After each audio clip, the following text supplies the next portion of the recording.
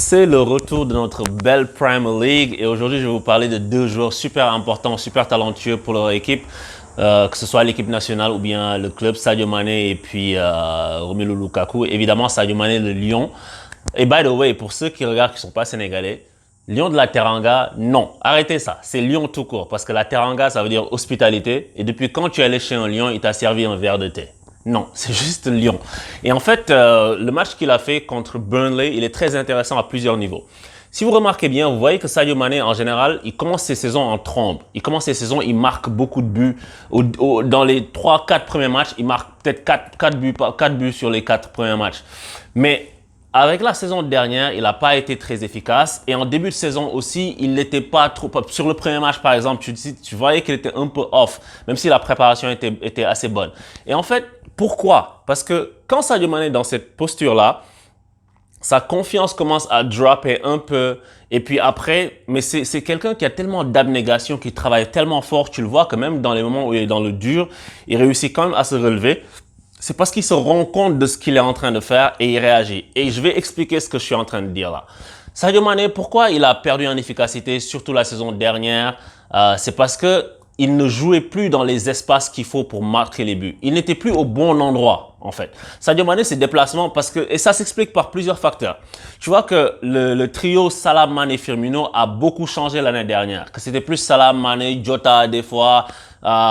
Sur plusieurs matchs, c'était pas la même entente, c'était pas la même complémentarité et le jeu de Jota est différent du jeu de Firmino. Firmino, on le sait, c'est quelqu'un qui vient construire pour libérer les espaces pour que des côtés, Mané, surtout Mané ou Salah, mais Salah il peut rester à l'extérieur souvent, mais surtout Mané plonge dans l'axe là où il y a le danger pour aller marquer. Parce que quand le ballon il sort sur le côté, sur Salah, il va pas faire de passe en retrait. Oublie ça, il va pas centrer, il va tirer. Mais il peut être à 500 mètres du but, il va tirer le mec. Donc, Sadio Mané, il a été impacté par ça. Il a été aussi impacté par le fait que les latéraux ne centraient plus à Liverpool. L'année dernière, les latéraux n'étaient pas bons. Et ils étaient souvent blessés. Alexander-Arnold, Robertson. Donc, les centres n'arrivaient pas. Et souvent, en fait, quand tu vois dans la configuration de jeu de Liverpool, sur une attaque placée, tu vas voir que le latéral va monter et puis Sadio va faire une course dans le dos de la défense centrale pour pouvoir venir mettre une tête. Mais l'année dernière, il n'a pas pu le faire. Alors, hier, sur le match de Burnley, pendant les 30 premières minutes, Sadio Mané a fait certaines erreurs qu'il faut qu'il arrête de faire s'il veut continuer à marquer des buts, booster sa confiance et puis être plus efficace. C'est quoi? C'est de ne pas attaquer l'espace. Et tu le vois qu'en fait, c'est Diogo Jota qui se retrouve dans cet espace-là. Il n'a pas le jeu de Firmino où Firmino va revenir en retrait dans le cœur du jeu pour organiser et puis permettre à Mané de venir finir. Mané était obligé de rester sur le côté et je pense que il a compris qu'il fallait pas qu'il reste, il fallait qu'il attaque l'espace. Et sur le premier but d'ailleurs de Liverpool, tu le vois, Mané se retrouve dans un endroit où il doit pas être. C'est un no man's land. C'est pas à lui de créer l'espace pour Jota. C'est à Jota de créer l'espace pour Mané. Je suis désolé, c'est comme ça. Tu vois, parce que si tu viens dans un club, tu trouves un joueur beaucoup plus établi que toi, un grand joueur, c'est à toi de se mettre à son service, pas le contraire. Et Mané, tu vois que sur le but, il est un peu excentré sur la surface et puis il est là en mode j'attire quelques défenseurs et ça permet à Jota de faire une course dans l'axe, de rester dans l'axe et puis de recevoir le ballon et de marquer. Et sur une autre action, tu le vois, Sadio Mané, il est en train de se sacrifier pour Liverpool. Je pense que c'est ça qui lui fait des fois du tort, qui lui cause du tort parce que il est trop altruiste. Sur une action où il y a un coup franc, lui, il est excentré gauche, il vient se retrouver en défendant sur le côté droit déjà de la défense, donc à l'opposé de là où il doit être. Et ça fait que Salah, il est devant. Et Salah, dans Liverpool, tactiquement, tu vois que c'est ça que Klopp a décidé. C'est Salah qui est mis en avant. C'est lui qui est la pointe. OK. Mais Sadio se retrouve même derrière Jota parce que quand il vient défendre comme ça, tu le vois sur l'action, le ballon il revient et il est dans ses 16 mètres en train de défendre une action et quand le ballon ressort, Sadio Mané il est dans sa surface et puis les flèches sont lancées pour alimenter Jota et puis Salah pour aller finir. Même si le ballon n'est pas rentré, mais tu vois que l'action est symptomatique. Sadio Mané n'est pas là où il doit être pour finir les attaques. Et c'est pour ça qu'il marque moins. Et ça, il faut qu'il arrête de le faire. Tu vois? Et en fait, tu vois que sur des actions comme ça, tu as vu il y a 2 saisons, 3 saisons, à chaque fois que Liverpool, ils avaient un corner contre eux, c'était dangereux pour l'adversaire. Pourquoi? Souviens-toi, il y avait eu un meme de Salah et Mané on disait que c'était Sonic et je sais plus, Flash. Quand le ballon ressort et que c'est sur les deux là, t'es mort parce qu'ils vont super vite. Et Sadio Mané, c'est le joueur le plus rapide de l'équipe, c'est pas Salah. D'ailleurs, Salah le dit. Donc, il faut que tu aies ces deux-là devant, pas Salah et Jota devant. Donc, c'est à Mané, et je pense pas que c'est Klopp qui a forcé ça pour Jota, pour Salah oui, mais pour Jota non. Donc, c'est à Mané de savoir, ok, mon intérêt à moi en tant qu'attaquant, je vais être jugé sur telle chose. Je défends assez bien, mais il va falloir que j'aille finir les actions devant. Donc, mets-toi devant pour aller finir les actions parce que sinon, contre-attaque, comme ça, Sadio Mané, il est à 50 mètres, c'est pas possible. Mais, parce qu'il y a un grand mais, il l'a compris. Et c'est pour ça que je disais tout à l'heure au début, c'est un joueur intelligent. C'est un joueur qui sait ce qu'il fait, qui analyse le jeu en fonction. Ça s'appelle le QI football. Parce que quand tu joues, en même temps, tu te rends compte de ce qui ne marche pas. Et à la 30e minute, vers la 30e, c'est très symptomatique ce que je vous dis. Il y a une action où Sadio Mané, je ne sais pas par quel miracle, il se retrouve dans le cœur de la surface entre les défenseurs. Et tu vois que Jota, il vient, il fait une course pour venir occuper l'espace. Mais Mané ne bouge pas. Il se décale pas et reste là-dedans. Parce qu'il sait que le ballon va venir là. Et du coup, Jota freine sa course et recule encore, ce qui amène peut-être un défenseur et demi. Qui attire un défenseur et capte l'attention d'un autre. Et quand le ballon revient, Sadio Mané, il est servi sur une transversale d'Alexander Arnold et il a failli marquer, mais il frappe du tibia. Tu vois, parce que là, il s'est dit, ok, attends, check, je sais que c'est là où il faut que je sois. Parce que oui, je peux créer des décalages à côté pour faire un retrait, etc. Mais quand le jeu, il est sur une attaque placée et que l'attaquant vient pour attirer les défenseurs, moi, je dois en profiter pour plonger dans l'axe. Et il est resté plusieurs fois dans cet axe-là. Il y a plusieurs actions qui le montrent. Cette occupation de l'espace, Mané le fait aussi beaucoup à la 36e, 51e minute. Et là, tu te dis, il va marquer parce que là, il est là où il faut être. Et à la 68e minute, ça ne loupe pas, il marque. Et pourquoi? Parce qu'il est resté dans l'axe. Et tu regardes sur l'action, c'est Jota qui est à l'extérieur. Jota qui est à l'extérieur, Mané attaque l'espace. Et puis, Alexander Arnold pour lui remettre en touche de balle. Il est face au gardien, il va te finir. Parce qu'il y a deux choses. Si Mané reste bien dans l'espace pour bien l'occuper et finir, il va marquer beaucoup de buts. Et s'il améliore son efficacité, c'est-à-dire qu'il rate beaucoup moins. Tu vois, et ça vient avec la confiance aussi. Parce qu'à un moment donné, tu es tellement relâché que tu vas marquer. Tu vois, parce que Liverpool, comment lui, il peut être servi quand il attaque l'espace. Des fois, tu vois, l'adversaire va presser. Et puis Van Dijk, vu qu'il est de retour et qu'il est bon sur jeu long, Van Dijk et Anderson, c'est très bon sur jeu long. Eux, ils ont souvent tendance à sauter le milieu, à aller chercher le joueur dans la profondeur. Et comme Sadio Mané est rapide, si lui reste dans une position axiale ou bien un peu excentré, dépendamment de comment la défense centrale elle joue, il peut aller se créer des occasions de but. Donc ça, c'est très important, où il doit se placer. Et ça, on le voit souvent. Par exemple, regarde, contre le Bayern, il y a 2-3 ans, en quart de finale, je pense, sur le but de Sadio Mané où il mystifie toute la défense du Bayern. C'est une transversale de Van Dijk. Le mec contrôle dans la profondeur, il contrôle, il se retourne, il la pique.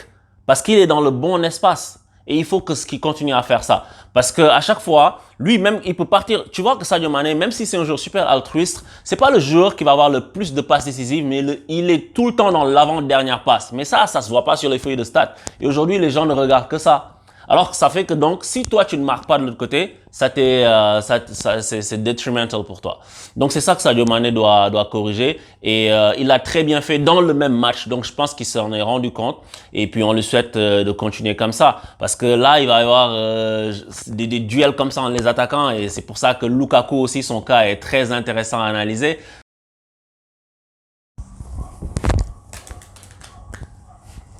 Parce que lui, on l'a vu contre Arsenal, le match qu'il vient de faire, c'est un match énorme. Parce que Lukaku, en fait, c'est le symbole de dans la vie, il faut jamais abandonner. C'est le symbole de dans la vie, il faut savoir que tu as des qualités. Et même si tu es down, il faut tout le temps que tu te motives pour te dire que tu vas y arriver parce qu'au fond de toi, tu as quelque chose. C'est une leçon de vie. C'est pour ça que j'aime aussi le football. C'est pas juste le sport qui se joue sur le terrain comme ça, c'est le reflet de la vie. Je dis tout le temps, le foot, c'est la vie. Tu vois, parce que Lukaku, tu te souviens de son article où il explique comment il comprend pas que à chaque fois quand il est pas bon, il y a des gens qui sont contents. On se souvient de Lukaku les dernières années, comment tout le monde lui tombait dessus. Ah, c'est un tricheur, c'est un menteur, il sait pas bien jouer, etc. Il est nul.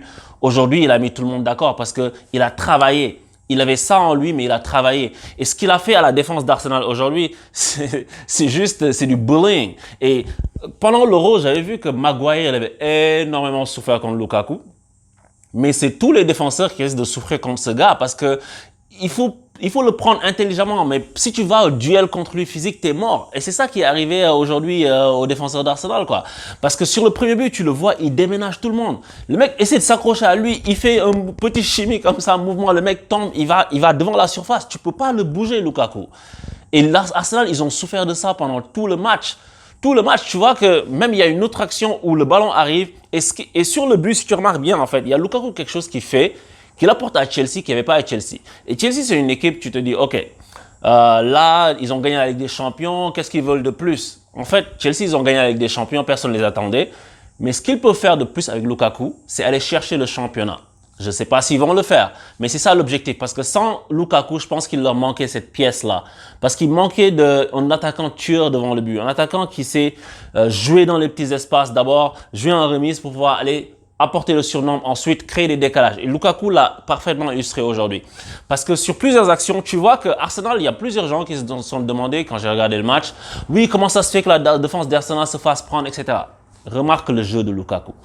Lukaku vient, il joue en raquette, comme on dit. Il arrive, il se met en position de relais pour remettre vers son coéquipier. Et ça, ce que ça fait, c'est que ça attire les défenseurs d'Arsenal sur lui. Et quand ça attire les défenseur d'Arsenal sur lui, ça crée des espaces derrière eux. Ou bien ça se resserre sur Lukaku, ça crée un décalage sur le côté. Donc du coup, Lukaku, tout ce qu'il a à faire, c'est un jeu en triangle. Hein. Il remet à son coéquipier qui est face à lui, quand lui, il est dos au jeu, et son coéquipier voit l'autre coéquipier qui est lancé, et ça, c'est permis par le mouvement de Lukaku qui attire les défenseurs. Tu me suis? C'est pour ça qu'Arsenal, ils se sont retrouvés plusieurs fois à défaut. Et c'est symptomatique du pressing qu'Arsenal a mis en première mi-temps, parce que dans les 15 premières minutes, ils étaient bons, Arsenal, mais leur pressing a manqué d'activité, si je puis dire, parce que c'était un pressing plutôt passif. C'est un pressing de on occupe l'espace, mais pas un pressing de on va chercher le ballon dans tes pieds. Ce que ça crée quand tu fais un pressing comme ça, c'est que l'adversaire, quand tu ne lui montes pas dessus de façon assez rapide et vigoureuse, s'il fait une transversale, tu es mort. Et Arsenal, ils se sont fait prendre plusieurs fois comme ça. C'est-à-dire qu'ils sont en train de presser dans une zone et puis, tac, Chelsea renverse sur l'autre zone.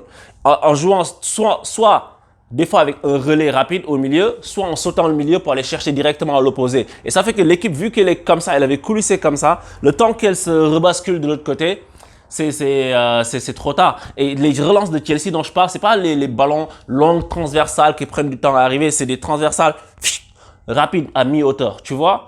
Donc en fait, c'est ça qui a fait beaucoup de tort à Arsenal et le rôle de Lukaku, encore une fois, les défenseurs, ils viennent, ils se cognent sur lui et après 2-3 contacts, le défenseur sait que le gars là, je ne peux pas le prendre au physique. Donc, je vais me contenter de lui laisser de l'espace maintenant.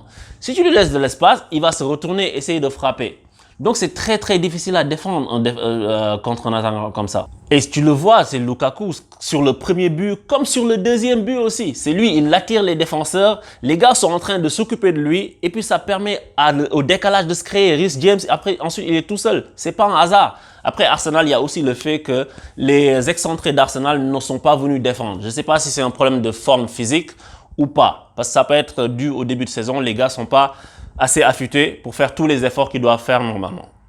Donc, en fait, ça peut jouer aussi. Mais le rôle de Lukaku, encore une fois, et puis il y a autre chose qu'il apporte aussi à cette équipe de Chelsea, c'est qu'il leur permet d'avoir une autre option de sortie de balle que ce qu'on voit tout le temps quand les équipes partent tout le temps de derrière. Je vois que c'est depuis des années, je le dis, c'est la grande mode. Tout le monde veut faire des passes depuis sa surface de réparation. Mais Chelsea n'hésite pas à balancer le ballon devant. Pourquoi? Parce qu'ils savent qu'il y a un buffle devant. Le mec, il va contrôler le ballon. Tac! Le contrôler, le mettre à terre et permettre à son bloc de remonter et faire une passe sur le côté pour évoluer. Donc, ils prennent ce risque. Ils leur apportent beaucoup, en fait. C'est une palette supplémentaire. Et le gars a été un poison et en première mi-temps, c'était réglé. Une fois qu'il a marqué son but, après qu'il a créé, et sur le premier but aussi, décalage, c'est lui qui le crée. C'est du jeu sans ballon, tu vois. Le deuxième but aussi, le match est plié. Après, en seconde mi-temps, tu vois que les défenseurs d'Arsenal, ils étaient souvent deux sur lui. Tu vois, très proche de lui dans la surface. Et il suffit de centrer, il va quand même prendre le ballon de la tête. Donc, il mobilisait beaucoup de défenseurs. Il a failli d'ailleurs marquer un doublé sur le centre. Et lui-même, il ne comprend pas. Il se dit, mais comment ça ne rentre pas? Mais ça, c'est un grand exploit du gardien Leno à saluer. Donc, c'est ça qui a été très intéressant de ce que j'ai vu sur ce week-end de Premier League. Évidemment, il y a les autres équipes, mais on aura tout le temps d'en parler. Mais Lukaku, Sadio Mané, le Lion et le Buffle, j'ai vu deux très beaux athlètes, deux très beaux attaquants qui vont nous donner, je pense, beaucoup de plaisir pendant cette saison. En tout cas, dites-moi ce que vous en pensez, ce que vous avez vu de la prestation de ces joueurs-là et quel est votre pronostic? Qui vous pensez va finir champion d'Angleterre entre toutes ces équipes du top? Pour moi, je pense que c'est trop tôt pour le dire, mais j'attends vos avis. Ciao!